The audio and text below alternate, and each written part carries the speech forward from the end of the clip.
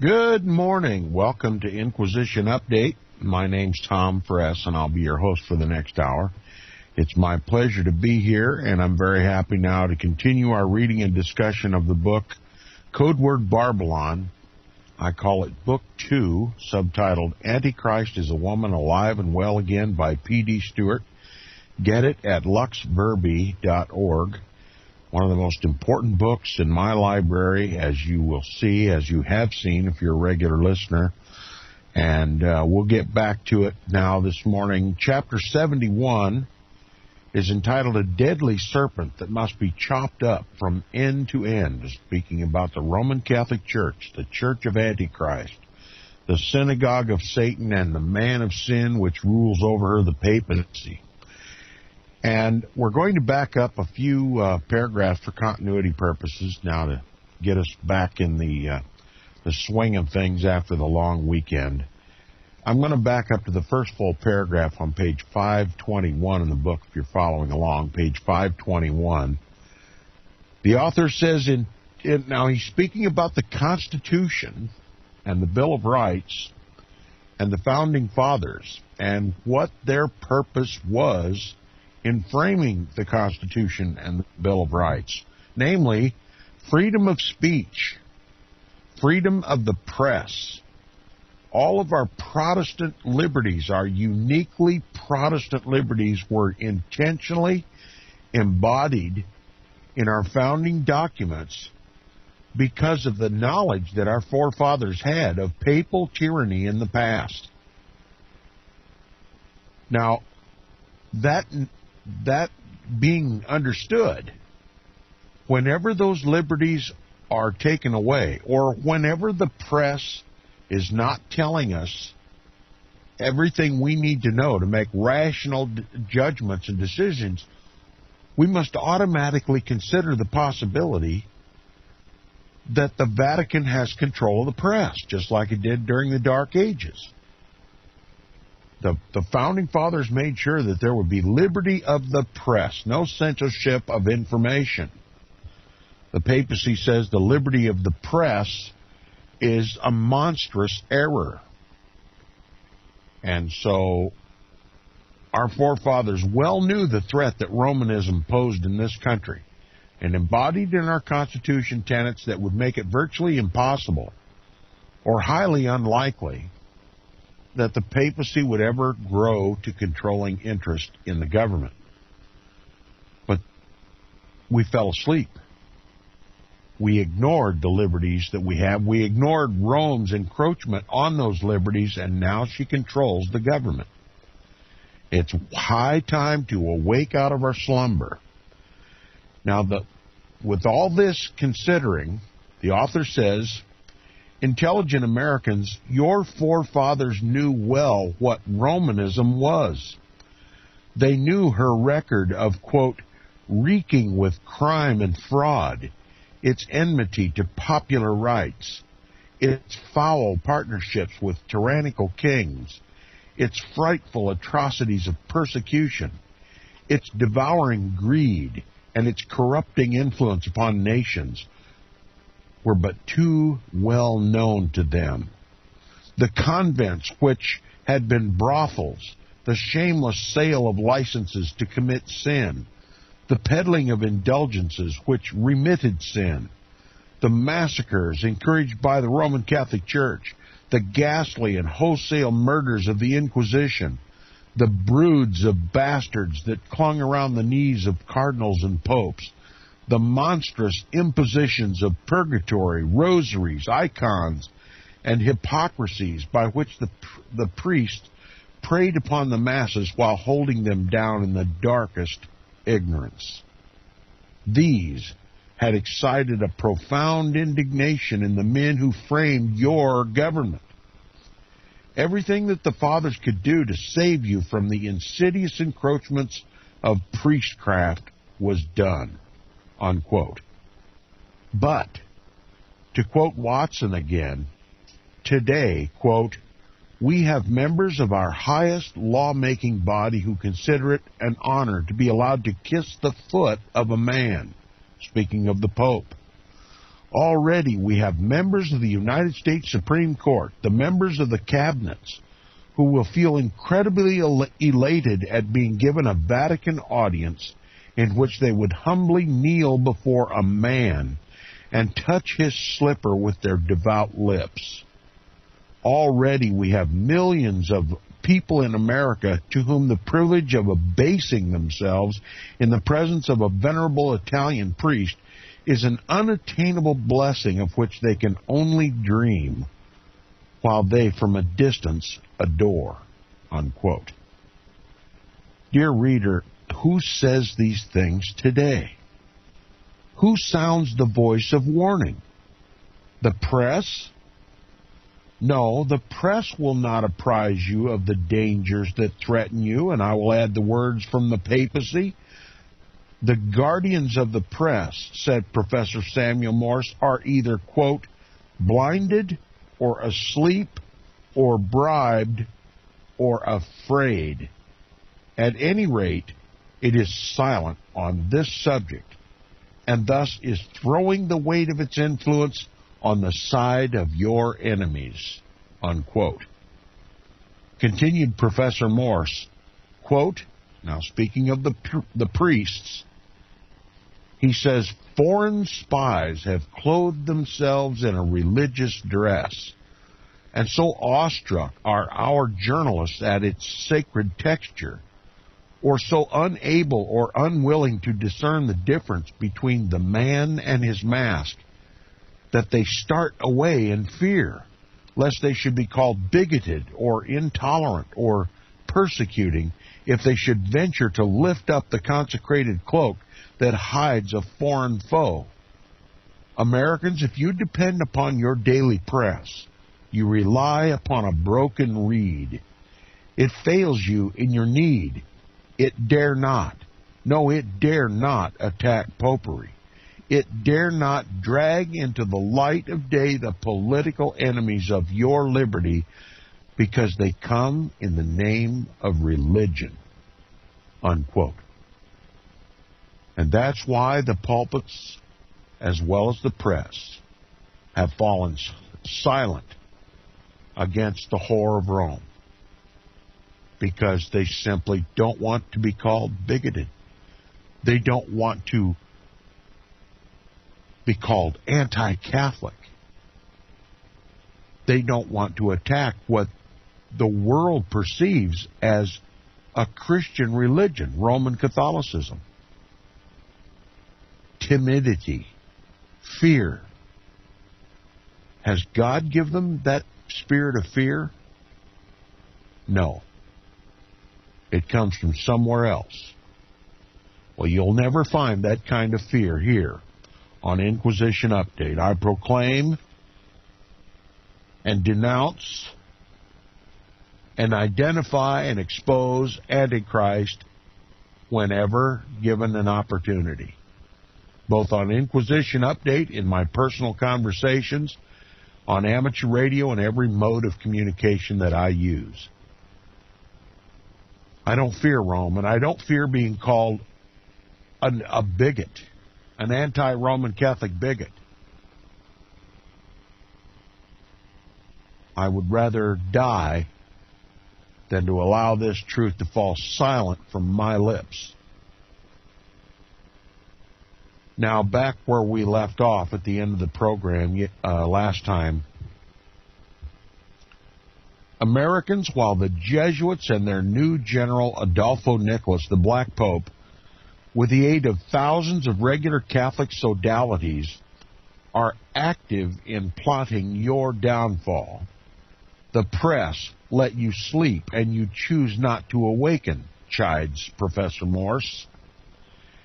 Indeed, from the manner in which the media of almost every country reports on every silly statement, move, and twitch of the Pope, you would be forgiven for thinking that the Roman Catholic Church controls the secular press and the television stations.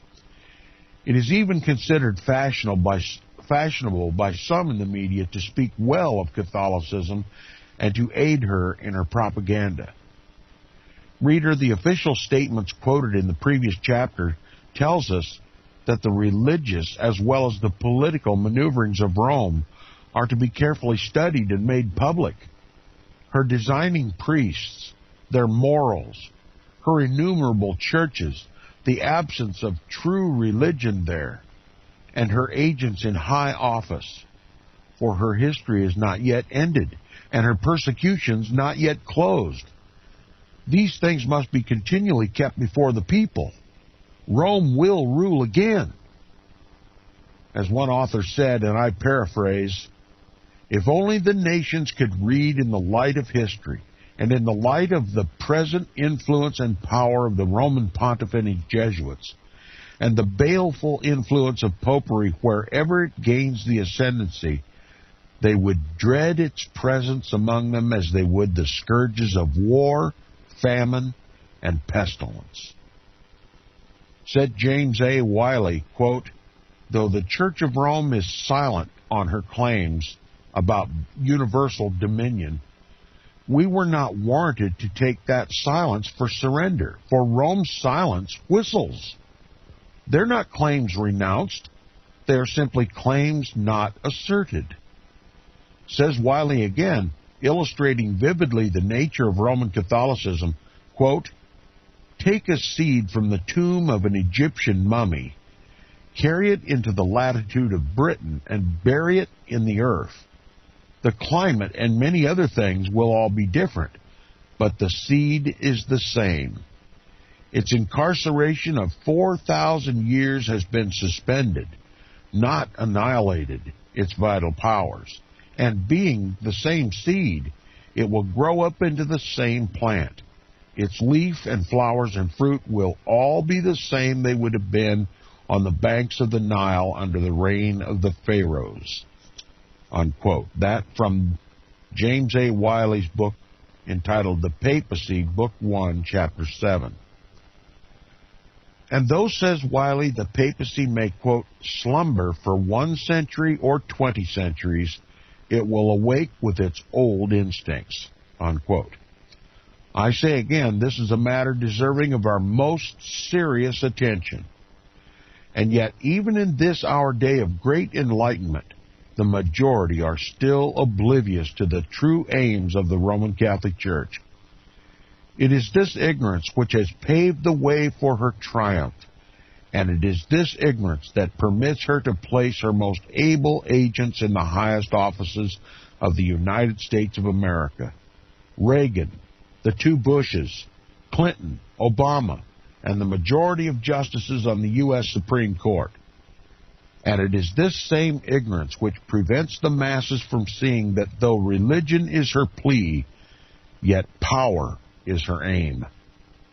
The only chance which the papacy has of succeeding in this present criminal design is to try to persuade the world that it has changed. The truth is, however, that the Roman Catholic Church is no milder in spirit or more tolerant in her policies than in ages past. But in times like the present, she merely bides her time. Indeed, men once thought that she was extinguished by the violence and purge of the French Revolution. But like the mythical phoenix, she rose again, refreshed and invigorated by her sleep of nearly 2 centuries, prepared once again to do battle with the democracies of the world. Said Wiley, Rome, quote, is ready to repeat the same aggressions whenever the same occasions and opportunities shall occur, unquote. Today, the popes have come to be regarded as men of peace and moral authority. But I say to my reader, do not be fooled by the carefully crafted, benign image of popery. The popes, every one of them, are Machiavelli. Machiavelli. This new mildness of the Pope that we've seen since Vatican Council II is not by any means angelic, nor is it not wanting in malice.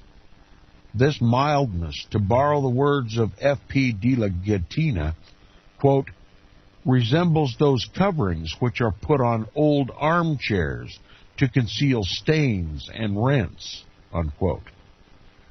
Reader, Romanism, popery, the papacy, Catholicism is a deadly serpent, which serpent, to steal an expression from G.J. Holyoake, is, quote, alive at both ends, and if severed it may still bite, for while it wiggles, it lives. And so those who mean to end it must chop at it, unquote, and from end to end, adds the author. And that destruction is coming. God himself will destroy this woman and the beast upon whom she rides. Chapter 72 is entitled, Roman Catholicism Changed, the Devil in Masquerade. Begins with a quote from Revelation chapter 18, verses 20 and 23. Rejoice over her, O heaven, O saints and apostles and prophets, for God has given judgment for you against her. For thy sorceries were for thy merchants were the great men of the earth, and all nations were deceived by thy sorcery. The Roman Catholic Church has told us what she would do to Protestantism if she had the opportunity. Quote, we would draw and quarter it. We would impale it and hang it up for the crows to eat. We would tear it with pincers and fire it with hot irons. We would fill it with molten lead and sink it in the 100 fathoms of hell fire, unquote. That from the Western Watchman, December 4th, 1908. That was 1908. Again, in 1912, they mocked, quote, you cannot excite any pity in our souls by whining accounts of Roman Catholic atrocities. We've never written a line in extenuation or palliation of the Inquisition. We never thought it needed a defense. Again, from the Western Watchman, November 21st, 1912. But today, the Pope and his followers tell us that the Roman Catholic Church has changed, that she no longer has temporal ambitions, and that she is now committed to championing the causes of social justice, equality, human rights, and religious freedom for all. Protestants, too, are now on this same opinion. And so there are those who say to us in the words of Edwin Harrison, quote, open not old wounds. Let past grievances be buried in oblivion. Let Catholics alone, they say. They are quiet now. Let Protestants and Papists live henceforth in peace together. Irritate them not, unquote. So, has Roman Catholicism really changed? Reader, Roman Catholicism has only changed in manners, but not in character or purpose. Is it not still her boast, semper eadem, always the same? Indeed, she cannot change, for she claims to be infallible. Rather, it is Protestantism that has changed. The Protestants have taken her bait and are caught. Intelligent reader, quote, there but are two modes of viewing popery, unquote, observed Reverend T.D. Gregg. Quote, first, as a gigantic system of evil foretold in Scripture, essentially satanic in its origin, distinguished by a variety of errors, and called the apostasy of the latter times. And secondly, as a church infected by various errors, but not the apostasy foretold, unquote. Professor Morse had no doubt as to which of these two views is correct. He tells us that, quote, popery is a political system, despotic in its organization, anti-democratic and anti-republican. The ratio of increase in popery is the exact ratio of decrease of civil liberty, unquote. Yet how few see this fact. Indeed, how different are the sentiments today compared to only a few decades ago. Said Watson, and I quote him again, quote, "Our forefathers knew what the Roman Catholic hierarchy was. Its record, reeking with crime and fraud, was familiar to them. But the children forgot the reason why the fathers so dreaded the Roman Catholic Church. The children know not the record of crime and devastation which caused their forefathers to detest the Roman hierarchy. Consequently, the Pope has found our republic as easy prey to his designs." Unquote. And look at how many Protestants and their national leaders attended the funeral of Pope John Paul II. Recall how the line stretched for miles. The authorities estimated that more than 5 million people personally witnessed the Pope's funeral, and an estimated 2 billion, with a B, 2 billion more viewed the proceedings on worldwide television. Surely, John Paul II was a geopolitical giant, and that legacy he left to his church. Today, Roman Catholicism is gaining ground upon every side. Roman Catholicism is now the largest quote-unquote Christian denomination in the United States, with over 63 million registered residents professing the faith, making America the fourth largest Roman Catholic population in the world. Quote, "She is silently growing into power. Her doctrines are exerting their influence in legislative halls, in Protestant churches, and in the hearts of men. All that she desires is vantage ground, and this is already being given her. We shall soon see and shall feel what the purpose of the Roman element is. Whoever shall believe and obey the Word of God over the traditions and teachings of the Roman Catholic Church will thereby incur reproach and persecution." Unquote. And I can personally attest to the truth of this. Continuing, he says, "As we near the end of this book, I remind you of the words of the former Roman Catholic priest Charles Chinnicky of the clandestine workings and methods of the church he served for 25 years before his conversion to the gospel. Read again what Charles Chinnicky said was revealed to him in 1852 when he attended a meeting of a large number of Roman Catholic priests in Buffalo, New York, and which plans we now see coming into full bloom in America. Listen to the prophetic statements of Charles Chinnicky. Quote, "We are also determined to take possession of the United States, but we must proceed with utmost secrecy. Silently and patiently we must mass our Roman Catholics in the great cities of the United States. Let us then multiply our votes. Let us call our faithful Catholics from every corner of the world and gather them into the very hearts of the cities of Washington, New York, Boston, Chicago, Buffalo, Albany, Troy, and Cincinnati. Under the shadows of those great cities, the Americans consider themselves a giant, unconquerable race. Let no one awake those sleeping lions today. What will those so-called giants think when not a single senator or member of Congress will be chosen unless he has submitted to our Holy Father, the Pope? Under the shadows of those great cities which we named earlier, the Americans consider themselves a giant, unconquerable race. Let no one awake those sleeping lions today. What will those so-called giants think when not a single senator or member of Congress will be chosen unless he has submitted to our Holy Father, the Pope?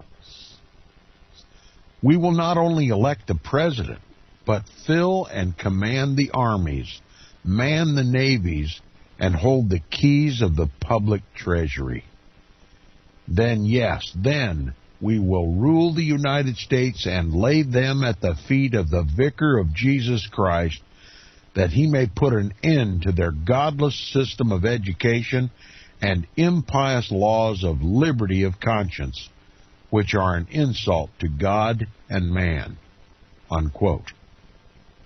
But, quote, has not Rome changed recently, you ask, unquote? Dr. Martin Lloyd-Jones answers, and I adopt as my own, quote, but you say, has not the Roman Catholic Church changed? Don't you realize you're living in the 20th century? The proudest boast of the Roman Catholic Church is this, that she never changes. Semper Eadem is her boast, always the same. The Roman Catholic Church remains the same. If anything, she's even worse, unquote. Reader, have I not proven to you in these 500-plus pages that the more Rome changes, the more she stays the same? Well then, mark this passage carefully from the Voce della Verita, the organ of the Jesuits in Rome. Quote, we shall soon see all Christendom divided into two camps. On the one side, the champions of Christ and his church, speaking of the Pope and the Roman Catholic Church, and on the other, the servants of Belial. We shall pass through severe conflicts, but the history of 18 centuries assures us of final victory, unquote. It then says that the world should know that it is dealing with, quote, a power capable of forming the boldest scheme, a scheme worthy of the crisis that has come upon her, and which has the courage to execute it. We have to do with a power which slowly ripens her plans, bides her time, and then suddenly leaps out of the darkness to wrap cities in civil war and kingdoms in revolution, unquote. Reader, these are the words of the Jesuit organ in Rome, the largest, most powerful, and beloved order of the Pope. In these bold words, Rome is here saying to Protestants, quote, hast thou seen the treasures of the hail which I have reserved against thee in the day of the battle and of war, unquote? Now compare carefully the statement from Voce della Verita with the language used in following passage from this obscure author. Quote, marvelous in her shrewdness and cunning is the Roman Church. She can read what is to be. She bides her time. History testifies of her artful and persistent efforts to insinuate herself into the affairs of nations, and having gained a foothold, to further her own aims, even to the ruin of princes and people. Rome is aiming to reestablish her power, to recover her lost supremacy. Stealthily and unsuspectedly, she is strengthening her forces to further her own ends when the time shall come for her to strike, unquote. Says the same author, quote, let the restraints now imposed by secular governments be removed, and Rome be reinstated to her former power, and there would speedily be a revival of her tyranny and persecution, unquote. No, reader, we've not yet seen the last, or even the greatest, of the crimes of the Roman Catholic Church. Said Van Dyke, quote, is the Roman Church less eager for power now than during her past history? Certainly not. Never were greater exertions made to retain the influence it has or to recover what it has lost. The Jesuit order, which has been revived and inspired with new energy, is straining every nerve to enlarge its numbers and to secure a controlling influence in legislation, especially in the United States, with the hope of ultimately bringing them under papal domination, under close quotes. She, quote, is simply restrained by public sentiment, unquote. And I'm telling you, since Vatican Council II, that restraint has nearly vanished. Rome has an open door to take over this country, and that's exactly what she's doing. Continuing with the book, it says, quote, "It is a part of her policy to assume the character which will best accomplish her purpose. But beneath the variable appearance of the chameleon, she conceals the invariable venom of the serpent." Unquote. Yes, says Dr. Van Dyke, quote, "Rome has changed somewhat, endeavoring to put old wine into new bottles," unquote. But says Jesus about such change, quote, "Neither do men put new wine into old bottles, else the bottles break, and the wine runneth out, and the bottles perish," unquote. Matthew chapter 9, verse 17. There are, however, two changes in Roman Catholicism, style and presentation. But in reality, quote, "She possesses the same pride and arrogant assumption that lorded it over kings and princes and claimed the prerogatives of God. Her spirit is no less cruel and despotic now than when she crushed out human liberty and slew the saints of the Most High. She, Rome, is tolerant only where she is helpless," unquote. I'll sum up the evidence against Rome in these few words. Roman Catholicism is a soul-destroying delusion and a snare, always scheming, always dangerous, and forever fronting the crucifix. Nay, more, to adopt somewhat the words of Van Dyke, Romanism is a monster with 7 heads, in morals unprincipled, in dogma unaltered, in spirit unbroken, unsubdued in nature, and untamable in temper," unquote, patiently waiting for her return to full strength. In the meantime, she works overtime in remolding public sentiment about her, and she is seeing great results. Americans, Protestants, peoples of the world, stop pussyfooting around with popery and fawning over Roman Catholicism. Powerful words to conclude chapter 52 of the or 72 of the book. Now, chapter 73, page 531, if you're following along, is entitled, "Come out of her, my people. God's fiercest anger awaits her." It begins with a quote from the Psalms 94, verse 16. "Who will rise up for me, saith the Lord, against the evildoers? Or who will stand up for me against the workers of iniquity?" The author says, said Groombridge of Rome, quote, "Mysterious is her influence. She has but to speak, and she is at once obeyed. No place, no soil is free from her influence. In the cabinet of princes, she can paralyze parliaments, break or elude laws, agitate kingdoms, sow discord among the populations. Her projects commence in mystery. How deep laid the scheme," unquote. Reader, we have seen through an examination of its doctrines that Roman Catholicism, Antichrist, call her what you will, is indeed a deeply laid scheme, and that, despite her pretensions, her pomp and ceremony, is nothing but a mockery to the soul and a mummery, yea, a progressive mummery, a delusion and a snare, a cult of false apparitions, false messages, false visions, and false doctrines that secretly spread evil under the guise of religion, piety, and sanctity, full of teachings which are scandalous, pernicious, injurious to democracy, contumelious to laws in the state, seditious, impious, blasphemous, savoring of heresy and schism, a scheming, skunking mystery of iniquity fronting the crucifix. I have blown the trumpet and have given it certain sound, a warning from God's holy word of the impending hour. Let it not go unheeded.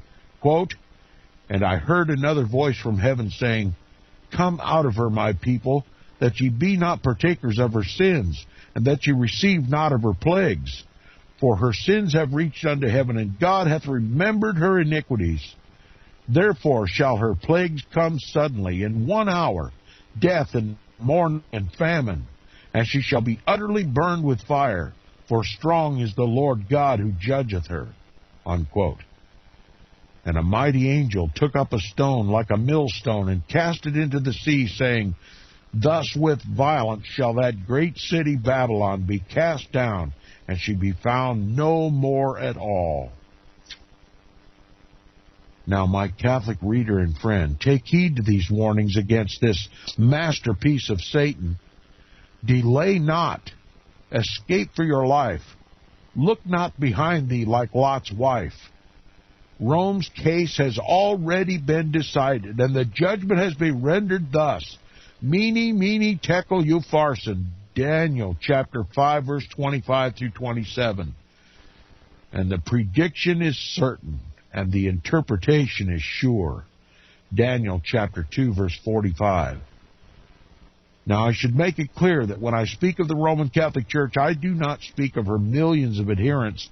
No, the Roman Church is the body of priests and prelates and the Holy See.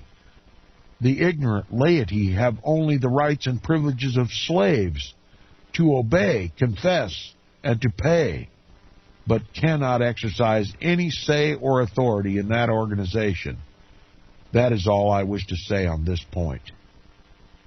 Do not be offended at this, my friends, for you will recall that it was no lesser dignity than Cardinal Newman who first said, quote, "If not divinely appointed, Roman Catholicism, is doctrinally the essence of Antichrist," unquote. And the great Cardinal Manning agreed with him, also saying, quote, "It is Christ or Antichrist," unquote. And you have no quarrel with that.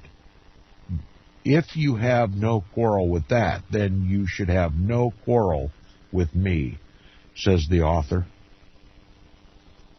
And whereas I may be knowledgeable that there are many faithful and decent adherents within the Roman Catholic Church, many of whom will come out of her and be saved, and come out they must. For as Gumbrich reminds us, quote, "The same prophecy which has so clearly drawn her portrait has also pictured her doom. And there were 10 horns which thou sawest upon the beast on which she rides. These shall hate the whore, and shall make her desolate and naked, and eat her flesh, and burn her with fire." Revelation chapter 17, verse 16. The horns, or the nations of the world that now serve Rome, will one day rise up against her to tear her flesh and burn her with fire. That is the correct interpretation of that prophecy. Those heads who now serve the papacy will one day recognize that she is the Church of Antichrist and will rebel against her and destroy her. That is the judgment arm of God that will finally destroy the Roman Catholic Church. But until that day comes, those same governments are waging war against the Lamb of God by waging war against His people and against His gospel. That is the Roman Catholic Church. Continuing with the book, it says, Revelation foretells her doom. Quote, "And a mighty angel took up a stone like a great millstone and cast it into the sea, saying, Thus with violence shall that great city Babylon be thrown down, and shall be found no more at all. For thy merchants, those who did her bidding and made alliances with her, were the great men of the earth, the Ronald Reagans, the Bill Clintons, the Bushes, the Blairs, the Obamas of this world. For by thy sorceries were all nations deceived." Revelation chapter 18, verse 21 through 24. Yes, with great violence will God destroy the Roman Catholic Antichrist Church.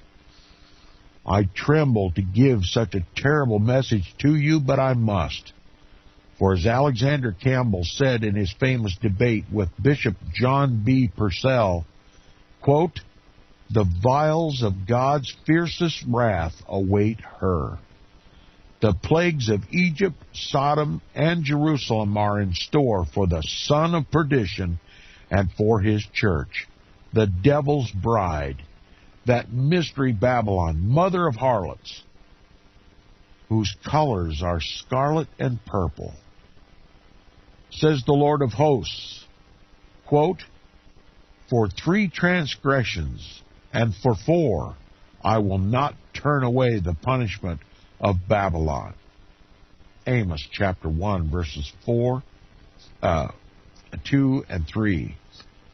Now, in case you think me harsh and consider my denouncements too vehement, then permit me to recall the following heartrending account of historian James A. Wiley in his tome, The History of Protestantism, 2nd volume, book 15, concerning the torture sanctioned, nay, instituted by the popes under their Holy Roman Inquisition. It is lengthy, but most instructive, every word of it. Quote, "Turn we now to the town of Nuremberg in Bavaria. The Inquisition of Nuremberg still remains, an anomalous and horrible monument, where the memorials of an exquisite art and the creations of an unrivaled genius meet one at every step. We shall first describe the chamber of torture. The house so-called immediately joins the imperial castle, which from its lofty site looks down on the city, whose Gothic towers, sculptured fronts, and curiously ornamented gables are seen covering both banks of the Pegnitz, which rolls below. It derives its name, the torture chamber, not from the fact that the torture was here inflicted, but because into this one chamber has been collected a complete set of the instruments of torture gleaned from the various inquisitions that formerly existed in Bavaria.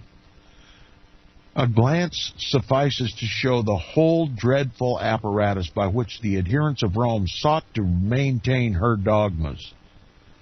Placed next to the door and greeting the sight of one as one enters is a collection of hideous masks. These represent creatures monstrous of shape and malignant and fiendish of nature. It is in beholding them that we begin to perceive how subtle was the genius that devised this system of coercion, and that it took the mind as well as the body of the victim into account. In gazing on them, speaking of the masks, one feels as if he had suddenly come into polluting and debasing society, and had sunk to the same moral level as the creatures here figured before him. He suffers a conscious abatement of dignity and fortitude. The persecutor had calculated, doubtless, that the effect produced upon the mind of his victim by these dreaded apparitions would be that he would become morally relaxed and less able to sustain his cause. Indeed, the unfortunate prisoner, on entering such a place and seeing himself encompassed with such unearthly and hideous shapes, must have felt as if he were the vile heretic which the persecutor styled him, and as if already infernal den had opened its portals and sent forth its venomous swarms to bid him welcome. Such was the silent language of these abhorred images. We pass on into the chamber, where more dreadful sights meet our gaze. It is hung round and round with instruments of torture, so numerous that it would take a long while even to name them, and so diverse that it would take a much longer time to describe them.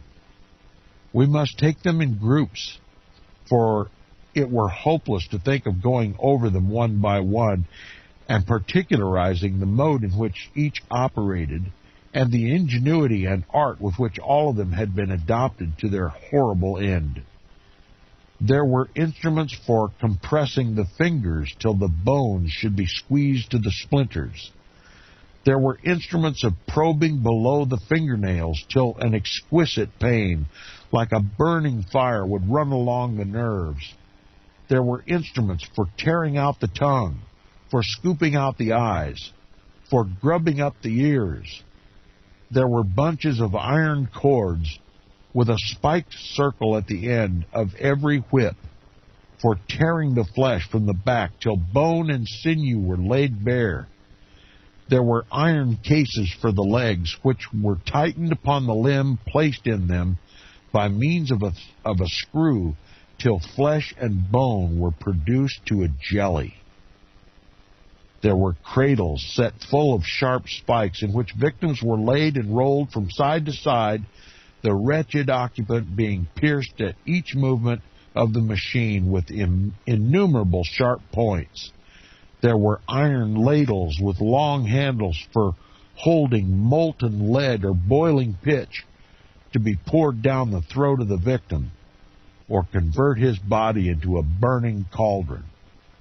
There were frames with holes to admit the hands and the feet, so contrived that the person put into them had his body bent into unnatural and painful positions, and the agony grew greater and greater by moments, and yet the man did not die. There were chestfuls of small but most ingeniously constructed instruments for pinching, probing, or tearing the more sensitive parts of the body, and continuing the pain up to the very verge where reason or life gives way. On the floor and walls of the apartment were other and larger instruments of the same fearful end, lacerating, mangling, and agonizing living men. But these we shall meet in another dungeon where we yet to visit. The first impression on entering the chamber was one of bewildering horror. A confused procession of mangled, mutilated, agonizing men, speechless in their great woe, the flesh peeled from off their livid sinews. The sockets of their eyes had been hollowed and empty, seemed to pass before one. The most dreadful scenes which the great genius of Dante has imagined appeared tame in comparison with the spectral groups which this chamber summoned up. The first impulse was to escape, lest images of pain, memories, and tormented men who were made to die 100 deaths in one should take hold of one's mind, never again to be effaced from it.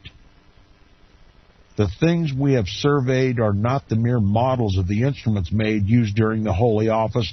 They are the veritable instruments themselves. We see before us the actual implements by which hundreds of thousands of men and women, many of them saints and confessors of the Lord Jesus Christ, were torn and mangled and slain. These terrible realities the men of the 16th century had to face and endure, or renounce the hope of life eternal by recanting their Protestant religion and accepting a Roman Catholic creed, or die. We leave the torture chamber to visit the Inquisition proper. We go eastward about half a mile, keeping close to the modern wall of the city, close to the northern wall of the city, until we come to another old tower, styled in the common parlance of Nuremberg, the Max Tower. We pull the bell, the iron handle and the chain of which are seen suspended beside the doorpost. The cicerone appears carrying a bunch of keys, a lantern, and some half-dozen candles, and we'll continue with this tomorrow. Don't miss it. These days are about to reappear right here in once Protestant USA.